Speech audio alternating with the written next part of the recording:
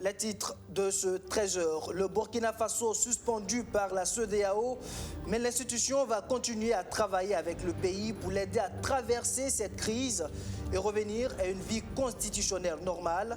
C'est ce qu'a déclaré la porte-parole des émissaires de la CEDEAO reçue hier par les nouvelles autorités burkinabées. La substance des échanges dans un instant. Après le putsch et la suspension de Burkina Faso par la CEDEAO et l'Union africaine, nous faisons une projection dans ce journal jusqu'où pourraient aller les sanctions de ces instances vis-à-vis du pays. Tentative de réponse dans un instant. Et puis, demi-finale de la Coupe d'Afrique des Nations. Bonne nouvelle pour les étalons. Aucun cas de Covid-19 détecté dans leur rang. À 24 heures de ce choc contre les Lions de la Teranga, les étalons sont prêts à livrer bataille. Vous entendrez le coach Kamou Malo en fin d'édition. Vous êtes au 13h de la télévision BF1 et vous faites bien. Bonjour mesdames et messieurs et merci de nous choisir. Après la visite des chefs d'état-major samedi dernier, la CEDEAO a dépêché hier une délégation ministérielle à Ouagadougou pour rencontrer les nouvelles autorités du pays afin d'évaluer la situation qui prévaut au Burkina Faso. Cette mission conjointe ONU-CEDEAO dit avoir eu des discussions ouvertes et franches avec les nouveaux tenants du pouvoir. Et selon le porte-parole des émissaires de l'institution ouest-africaine, bien que le Burkina Faso soit suspendu, la CEDEAO va continuer à travailler avec le pays pour l'aider à traverser cette crise et revenir à une vie constitutionnelle normale. On l'écoute.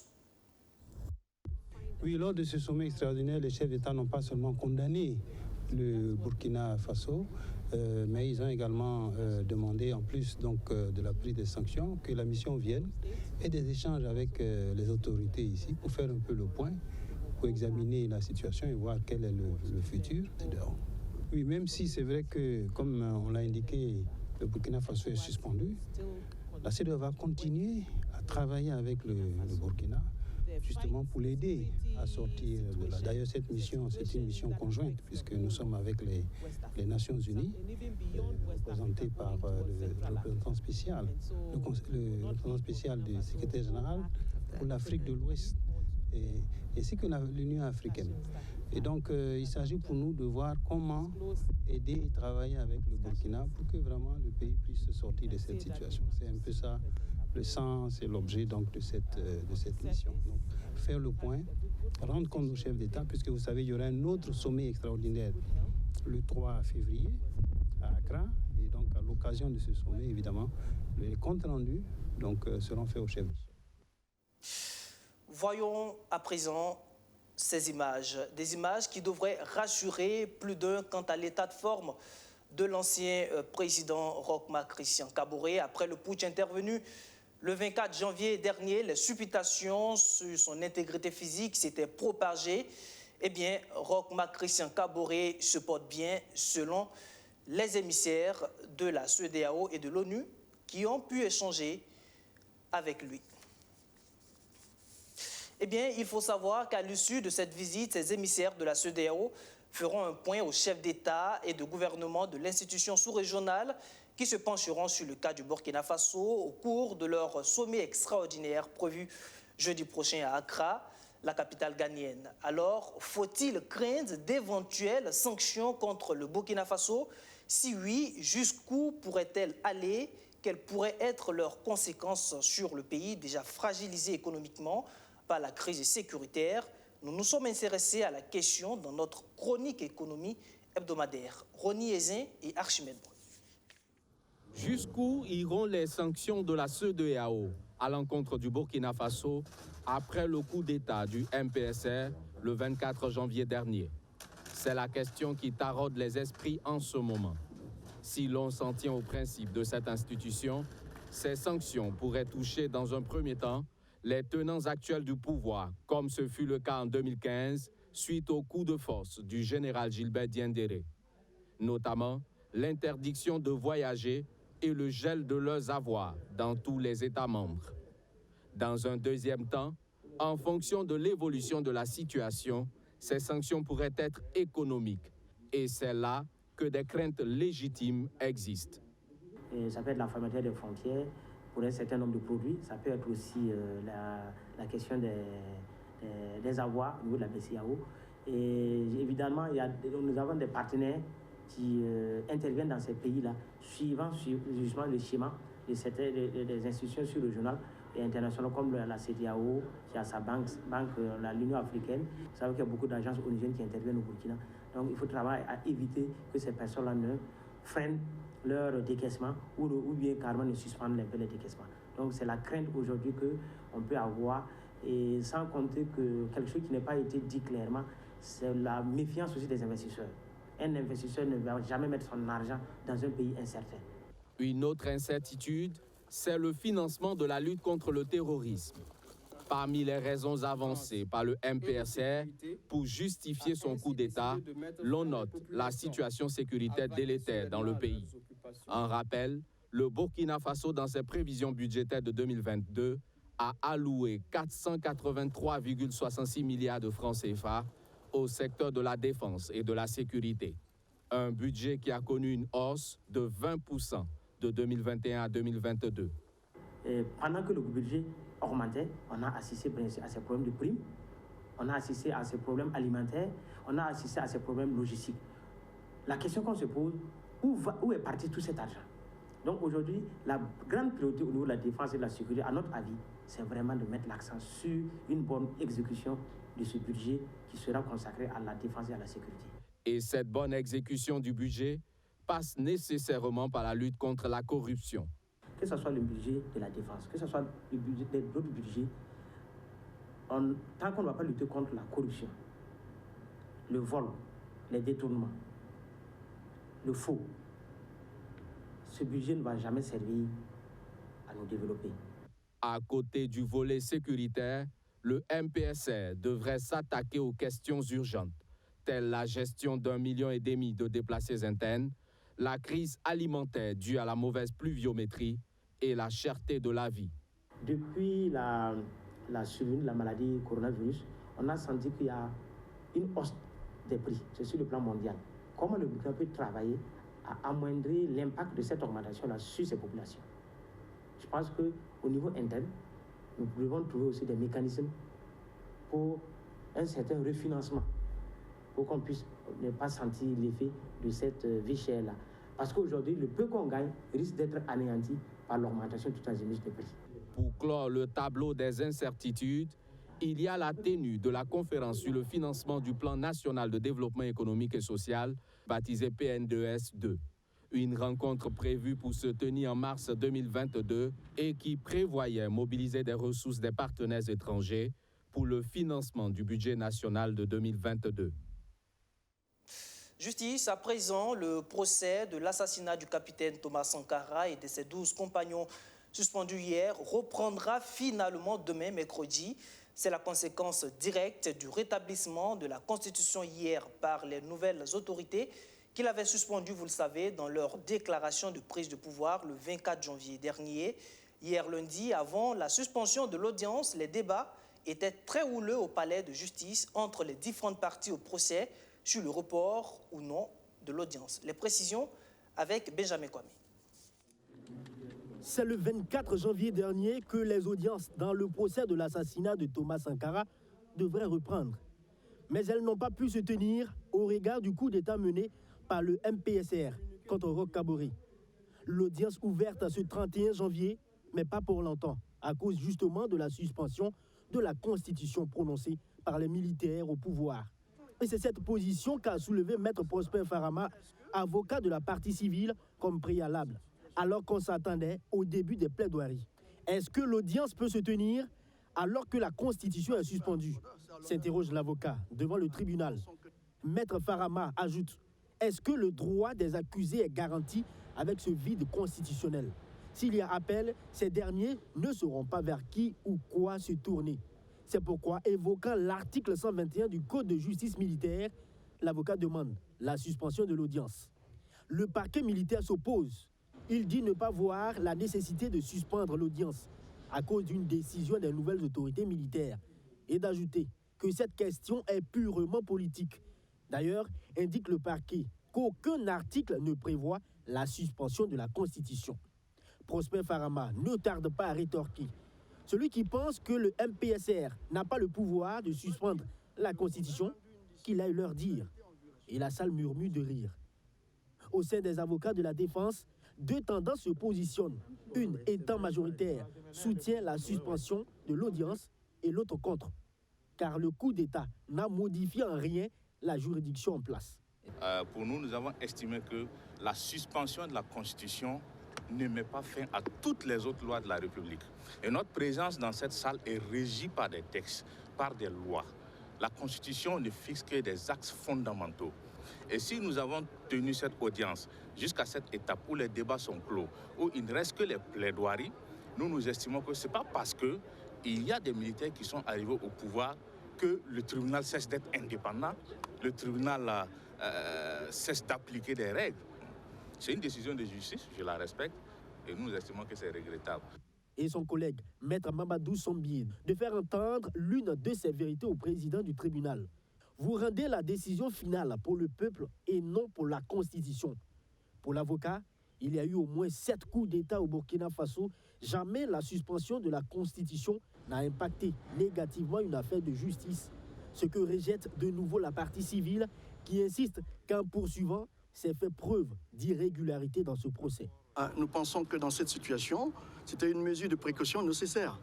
Parce que sans prendre position politiquement, il est évident que tous les Burkinabés, en tout cas les juristes, se posent légitimement la question de savoir quelle est la situation juridique actuelle. Il y a à tout le moins une sorte de vide juridique.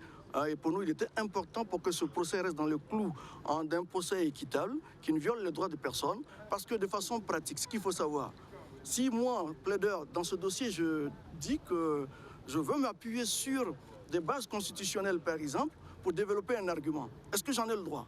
Puisqu'on me dit que la Constitution est suspendue. Et moi, je viens devant le tribunal, je plaide, je dis, en vertu de l'article 10 de la Constitution, veuillez faire ceci, veuillez faire cela. Alors que l'homme fort du moment dit que votre Constitution est suspendue. Et on a appris des éléments de l'homme fort du moment que la suspension de cette Constitution, objet de débat au tribunal, est levée à compter de ce 31 janvier. Et c'est à travers une déclaration rendue publique dans l'acte fondamental du MPSR. Le lieutenant-colonel Damiba qui indique que la justice est indépendante et les juridictions conservent leurs prérogatives. Les jours à venir devraient nous situer donc pour la reprise de ce procès. Certains la qualifient de bombe à retardement. La crise foncière au Burkina Faso, une patate chaude refilée de fait aux nouvelles autorités qui devront y faire face. Hier, des dizaines de manifestants venus de l'arrondissement 8 de la capitale ont fait le pied de grue devant la Société nationale d'aménagement des terrains urbains Sonature. Les protestataires dénoncent une politique discriminatoire de la Sonature dans l'octroi des parcelles suite à un recensement des habitants d'une zone d'habitation spontanée. Regardez. Devant le siège de la Sonature ce 31 janvier, ils étaient quelques dizaines de manifestants de la zone non lotie de l'arrondissement 8, remontés contre les premières autorités de cette institution étatique en charge des aménagements et des terrains urbains. Ils leur reprochent de mener une politique discriminatoire en octroyant des parcelles à des non-résidents de la zone non lotie au détriment de ceux qui seraient là depuis plus d'une dizaine d'années. Il y a des habitants de 10 ans dans ce secteur, il y a des habitants de 8 ans, 7 ans dans ce secteur, et à notre grande surprise, c'est la Sonature qui appelle des gens pour attribuer des parcelles, et que nous avons vu qu'il y avait des gens même qui ne logeaient pas dans cette non-lotie-là, aujourd'hui, qui ont eu des parcelles. Du côté de la Sonature, le directeur de la qualité et de l'audit interne se dit surpris du comportement de ces manifestants. Selon lui, l'institution a rempli ses engagements vis-à-vis des personnes régulièrement recensées de cette zone non lotie de Silmiougou.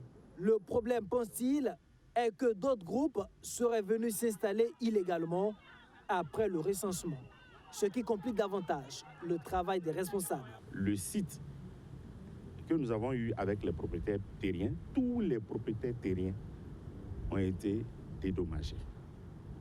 Et c'était ça en fait, l'engagement de la Sonature. Voilà. Maintenant, le problème est parti du fait, comme je l'ai dit, que certains propriétaires terriens avaient cédé en fait leur terre à des gens. Et aussi là, comme je l'ai dit, toujours dans un souci d'apaisement, la Sonature a encore fait un effort. Et là, on a en face encore un troisième groupe. Vraiment, on ne sait pas d'où ils viennent exactement.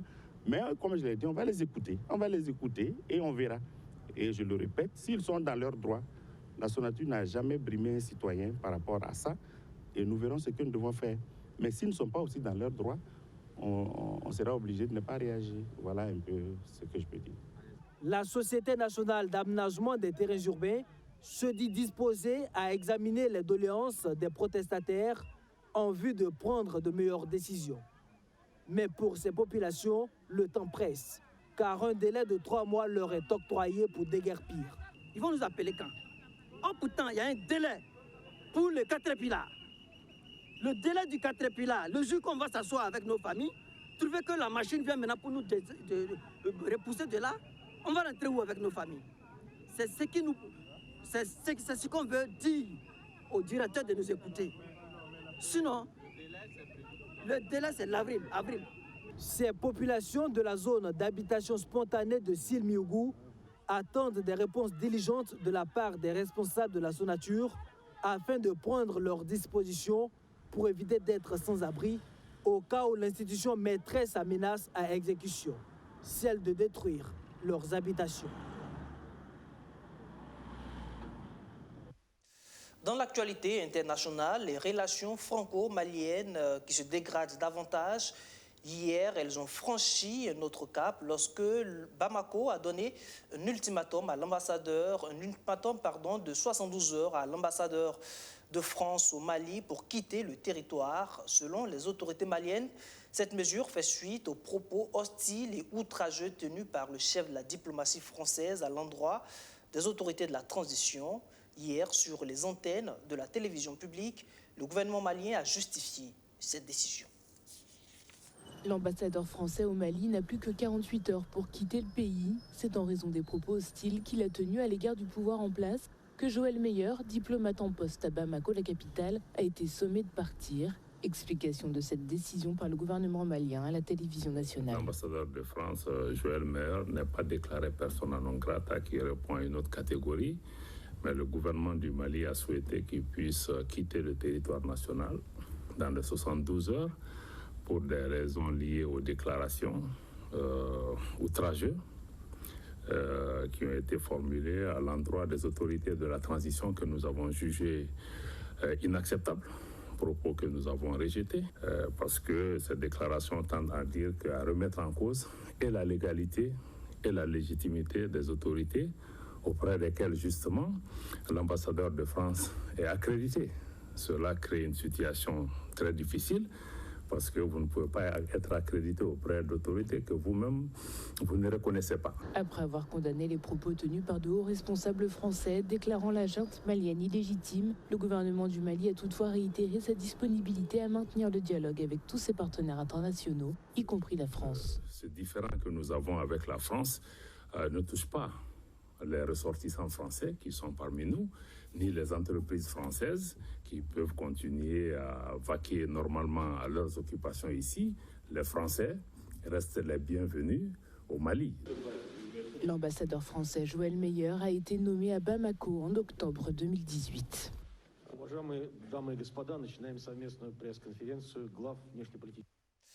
Les nouvelles de la Coupe d'Afrique des Nations avant de nous quitter. Nous ne sommes plus qu'à 24 heures du choc entre les étalons du Burkina Faso et les lions de la Teranga du Sénégal.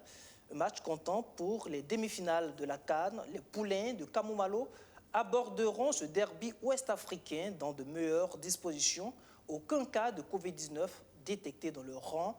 On écoute respectivement le sélectionneur Kamumalo et le gardien de but Hervé Kofi. C'était au cours de la conférence de presse d'avant-match.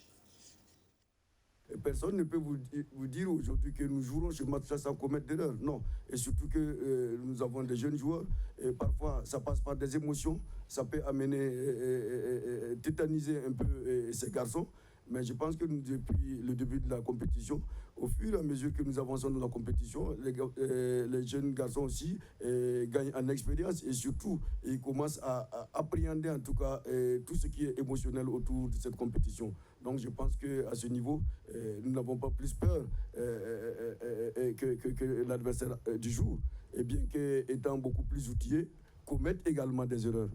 Alors nous n'allons pas changer notre identité parce que nous devons affronter le Sénégal. Nous savions déjà que le Sénégal, c'est une grosse armada. C'est en tout cas l'un des meilleurs pays du foot en Afrique. Alors, quand vous jouez une telle équipe, l'essentiel, c'est de rester vous-même.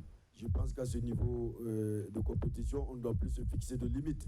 Alors, donc, ne vous inquiétez pas, nous sommes dans le même objectif. C'est de gagner ce trophée. Alors, je pense que si nous pouvons, de par notre contribution sportive, donner en tout cas de l'espoir à notre peuple, nous le ferons et nous n'allons pas marchander sur en tout cas les efforts pour rendre notre peuple heureux. Et puis, quoi qu'on dise, Bertrand Traoré évolue dans un championnat, l'un des championnats les plus difficiles au monde. Vous le savez aussi bien que moi. Et avoir un tel joueur, ne pas compter sur lui, bon, c'est être un peu joué un peu à la magie. Mais je ne dis pas que sans Bertrand, notre équipe nationale ne joue pas. Non, ça c'est faux. On l'a toujours dit, on a dit que dans notre équipe, nul n'est indispensable. Il n'y a que des joueurs utiles, mais personne ne peut être... On est dépendant de personne. Et vous le savez bien, aussi bien que moi, si vous suivez bien notre parcours, c'est comme ça que nous avons évolué et nous n'avons jamais pu aligner notre équipe type. Si cette équipe type vraiment existe dans la tête des gens et des autres, chez moi, il n'y a qu'un groupe qui vit bien. 28 garçons que j'ai amenés qui vivent bien, capables en tout cas de remplir le contrat qu'on leur a assigné, simplement. Notre souhait n'est pas de faire partie des favoris, mais d'aller le plus loin possible dans la compétition. Donc aujourd'hui, je suis satisfait de mes coéquipiers. Et voilà, je crois qu'on donnera tout aussi pour remporter la coupe, pour gagner d'abord le match de demain. On a envie de bien faire. Voilà, donc on s'attend déjà à un gros match pour demain. Voilà, donc on a une dernière séance d'entraînement ce soir et je crois qu'on va essayer de bien nous entraîner d'abord ce soir et de rester concentré sur nos objectifs, et essayer de voir ce qui va se passer demain. Voilà, donc on est confiant, on est conscient aussi de ce qui nous attend demain. On sait que le Sénégal, c'est une grande nation de foot. Voilà, donc on saura comment aborder le match demain.